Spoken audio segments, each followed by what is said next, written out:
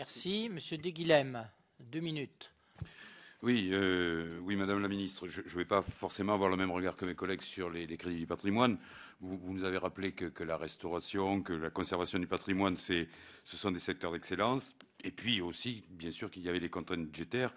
Et en même temps, vous nous confirmez que les engagements pour les crédits déconcentrés sont maintenus. Alors je voudrais vous dire, Madame la Ministre, que c'est une bonne chose.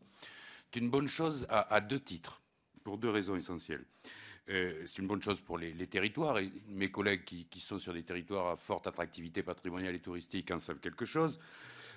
Donc c'est lié à la richesse patrimoniale et il faut maintenir les crédits. C'est un moteur essentiel, non seulement pour les économies locales. Dans mon département, c'est un quart de la richesse du département, la Dordogne. Mais c'est aussi pour la richesse nationale, forcément quelque chose d'intéressant. Mais c'est aussi une bonne chose, Madame la Ministre, pour les compétences et les savoir-faire artisanaux. Je veux simplement me concentrer 30 secondes là-dessus.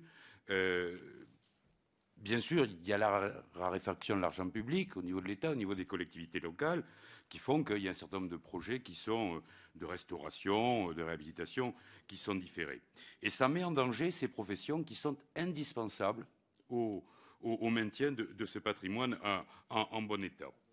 D'ailleurs, ce sont des professions qui sont parfois concurrencées sur le secteur du patrimoine non inscrit par le régime des auto-entrepreneurs.